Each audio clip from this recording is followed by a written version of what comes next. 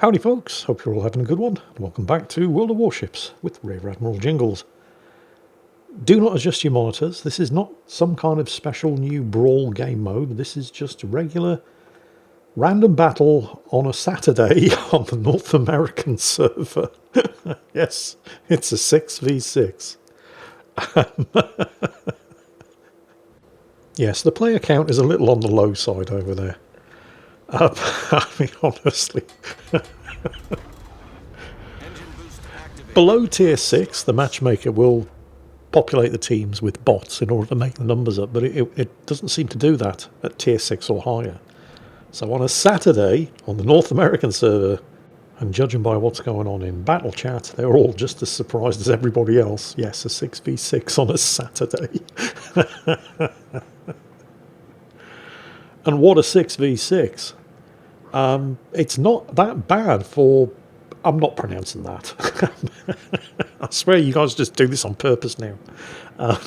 For Dave here in the Farragut, because the Farragut is a very, very good tier 6 destroyer, and he is, of course, top tier. But if I was one of the battleships, because there's only two, the enemy team have a Congo, Dave's team have an Agincourt, I would be getting very nervous around about now. Because the battleships are bottom tier. Admittedly, it is only a single tier spread, but bottom tier is still bottom tier. And while things are slightly better from the Congo, who is naturally the first one spotted, because of course he is, he's the only battleship, but they're slightly better for the Congo on the enemy team, although still not good, because he's facing a battleship, an aircraft carrier, 2 cruisers, a destroyer and a submarine. The poor Agincourt on Dave's team is facing 2 destroyers, a submarine, another battleship, a cruiser, and an aircraft carrier. I mean, the matchmaking isn't amazing for the cruisers either, but at least they can go hidden. An option that is, well, it's just not really there for the 2 battleships in play, the poor buggers.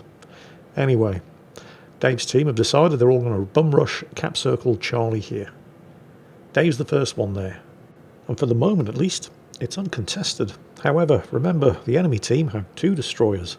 So there's an excellent chance this place is not going to remain uncontested for long. And sure enough, yep, there it is.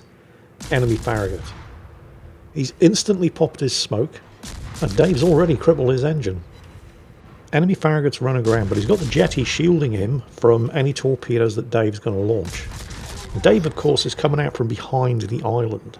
And of course, they're both Farraguts. So since Dave's torpedoes are ready to go, the enemy Farragut's torpedoes are going to be ready to go as well. Dave wisely starts changing course.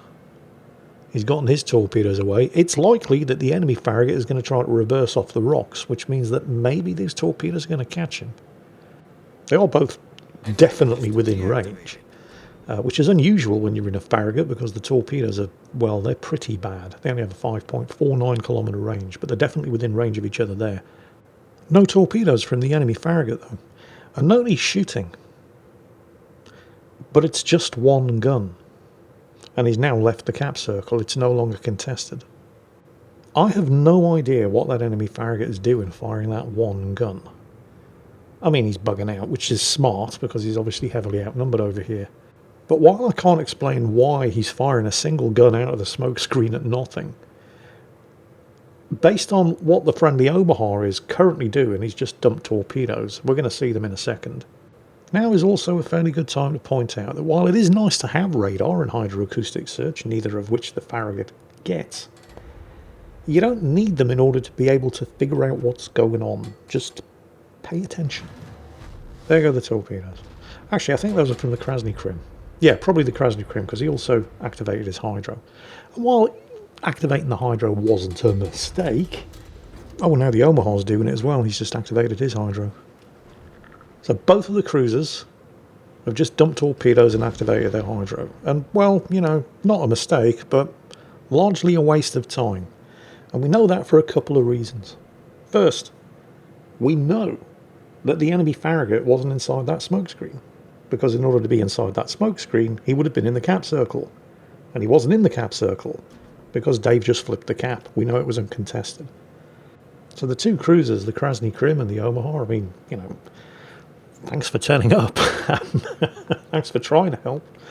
But you basically just wasted a charge of hydro. That enemy Farragut is long gone. He saw you lot coming and decided, nah, I'm good, and off he went. So, as Dave here is he's just making sure the enemy Farragut didn't try to loop around to the north and sneak up on the friendly Agincourt, let's take a moment to actually talk about the Farragut itself, because it is an extremely good Tier 6 destroyer. Actually, as is the enemy Nicholas. Well, except it isn't a Tier 6 destroyer, but it's an extremely good Tier 5 destroyer and just got the first kill of the match by depth charging and sinking the friendly U-69. The Farragut, however, it's a mix of actually very, very good and at the same time kind of terrible characteristics. Let's start by talking about the good. First, the guns. Extremely good, both armor piercing and high explosive damage per minute. 5 guns with a 4-second reload. The rate of fire on these things is pretty impressive. The sheer volume of shells that this thing can fire gives it pretty good, in fact above average, fire starting potential, despite the fact that it has the worst high explosive shell fire chance for its tier. Only 5% chance of setting a fire on target per shot fired. Those 5 excellent rapid firing guns are housed in 5 extremely fast turning turrets. This is very definitely a gunboat because the torpedoes are kind of terrible.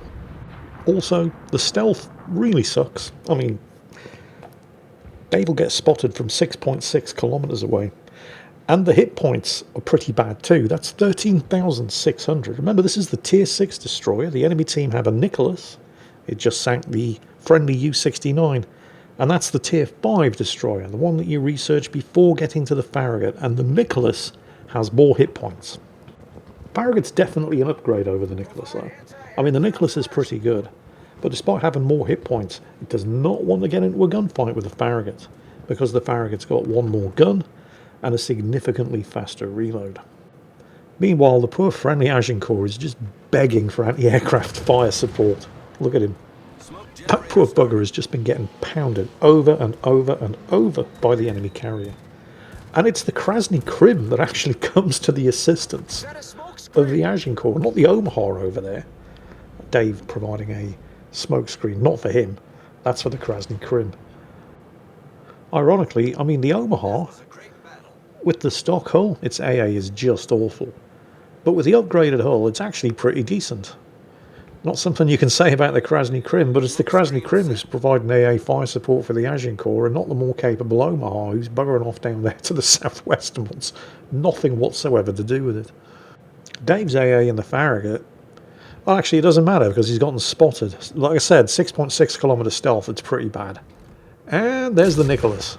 The Nicholas has instantly popped his smoke, which either means he's panicking or he's smart and he knows that he's going to lose a gunfight with a Farragut.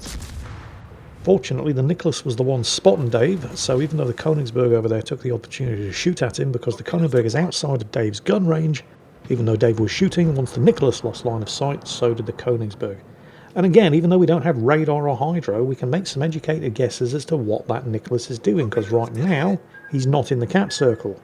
There is torpedoes, but now he is in the cap circle. And if you look at the smoke trail, you can see, oh, that one was close, that he's circling around. So he's not bugging out. He's come back to fight, which is not a good decision, because Dave's a superior gunboat. Also, the Nicholas doesn't have any torpedoes left, but even if it had, Dave is ahead of him. So Dave can dump torpedoes and watch the Nicholas run into them.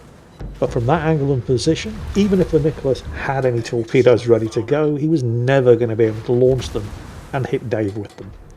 So there's the, well, it's not the first kill, it's actually the third, but it's the first kill for Dave's team. The enemy team have 2, with the first kill of the match going to the Nicholas over there, who just came to a sticky end courtesy of Dave, depth charging and sinking the friendly U-69. And the enemy U-69, oh, speaking of which, double torpedo launch. Yeah, that's going to be him. He just torpedoed and sank the Omaha, who ran off by himself, and now he's looking to do the same to that very unfortunate Krasny Krim. There was a sonar ping. That guy is not having much fun. It is not a very good ship. It's actually kind of bad. That poor old Krasny Krim is at least trying to be a team player. I mean, he came to the assistance of the friendly Agincourt against the enemy carrier. He was assisting Dave over here against the Nicholas, and now he's also trying to help take this cap. Unfortunately, because of the dumbass way taking cap circles works in World of Warships, it's not like in World of Tanks, where one unspotted tank in a cap circle will eventually take the cap, as long as it doesn't get hit, regardless of how many other tanks in the cap circle are getting hit. It doesn't work like that in World of Warships. If there's a ship in the circle that keeps getting hit, the cap will never get taken until that ship either stops getting hit or gets sunk. Fortunately, it looks like somebody missed the Krasny Krim long enough for the cap to get taken, although he died very, very soon after. But Dave was able to get the cap. Now he's in a gunfight with the Farragut, and he's pinged by the U-69, and there are torpedoes on the way, and he really can't afford to stop and look at them because he's in a gunfight with the Farragut, who's almost certainly launched torpedoes because they're in range. He was about to die, and what else are you going to... Yeah, here they come. I mean, obvious torpedoes are kind of obvious, but even obvious torpedoes will kill you. Oh man, that Congo. Poor pucker. Amazingly, the Agincourt is still alive, despite getting focused by the enemy carrier, the Furious, for almost the whole battle. The U-69's taken another pop. You generally have to... Oh, great, now the Furious... Wow, okay, so the Furious is going for Dave instead, which can only mean that the Agincourt is no longer the biggest threat to the Furious. Dave is. Not that the Agincourt was ever really much of a threat to the Furious anyway, but it was absolutely the biggest, most obvious and easiest to hit target. While Dave is making himself a very difficult target for the U-69 by the simple expedient of putting a couple of million tons of rock between him and any further torpedoes. Didn't need to waste the damage control on clearing the ping. The carrier switching its attention to him and not the Agincourt is going to be a bit of a double-edged sword though. I mean, on the one hand, bad because he's air spotted and there's a Königsberg. On the other hand, good because the carrier not focusing and finishing off the Agincourt allowed the Agincourt to survive long enough to bitch slap the Königsberg and take some of the pressure off. Dave here, although he reflexively triggered the smoke, thanks to the Agincourt staying in the game, he didn't actually need it. And now he's flipping the cap at Alpha. His damage control's on cooldown because he just used it to clear the sonar ping, give himself some breathing space against the U-69, who, well, saw him coming, didn't want to get depth charges and has bugged out. He of course doesn't have the luxury of being able to sit inside the smoke screen because he needs to keep shooting at the Furious over here. Because the Furious ducking in behind the island here as he torpedoes and sinks the Agincourt. He was keeping the island between himself and the Agincourt's guns and having a damn good shot.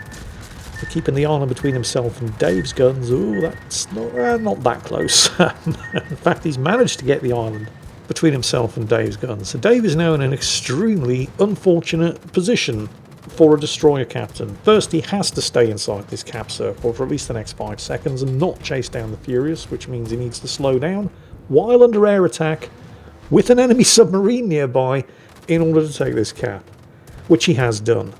But now he's in the extremely unenviable position of being in a destroyer and having to go after an aircraft carrier in World of Warships. The only way this could be worse is if he was in a submarine having to go after an aircraft carrier in World of Warships. Fortunately, he is at least in a Farragut.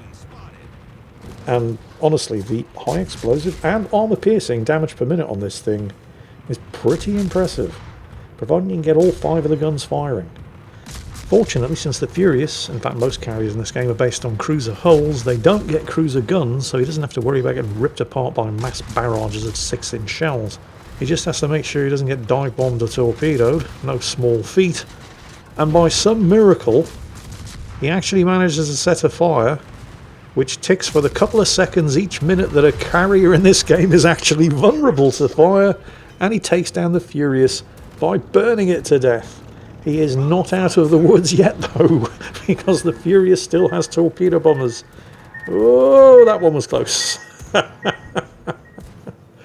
And while the Farragut's AA is actually fairly impressive, certainly by Tier 6 destroyer standards, with extremely limited exceptions, there's no such thing as good AA in this game. Certainly not AA that's good enough to make any kind of difference. Dave's actually shot down 20 aircraft in this battle. He's going to finish the battle with 21 aircraft kills. There it is. And it was that one final aircraft kill, it was the only one that made any kind of difference, which resulted in the last furious torpedo bomber attack only dropping 1 torpedo on him instead of 2. What did make a difference though, as he slams the brakes on there and dodges that U-69 homing torpedo, was the wreck of the Furious, which actually ate a torpedo for him that otherwise might have hit. It's now just Dave and the friendly carrier with all 3 of the cap circles and a 400-point lead against the U-69. And the U-69 must be close because he was able to spot, ping and launch torpedoes at Dave. But the pings and the torpedoes and the friendly aircraft from the Serov all pointed in the direction of the enemy U-69, who is at a massive disadvantage here because he's got a destroyer closing in on him and he cannot see the destroyer coming. I mean, he's got a fairly good idea that Dave's on the way, because why wouldn't he be? But he doesn't actually know exactly where Dave is. I'll say this for the U-69 player though, he is not interested in drawing this out and making it more difficult than it needs to be. He knows he's not going to win, he's too far behind on points. There's a destroyer closing in on him, he goes for the ram, he gets it, and there's the plot twist. I mean, the video's called Ramming Speed. I know you were all expecting the destroyer to be the one to ram the submarine, because that's an actual thing that would happen during World War II Atlantic convoys. But it was in fact the submarine who rammed the destroyer. Although I'm fairly sure Dave, while surprised, probably isn't too bothered because the carrier survived, so it was a win for the team, 2,500 base XP, and whether the submarine rammed him or he rammed the submarine, either way, he was still credited with the 4th kill. 4 out of 6 for Dave in the Farragut, in this rather bizarre 6 versus 6 random battle on a Saturday on the North American server. Hope you all enjoyed it, and as always, take care, and I'll catch you next time.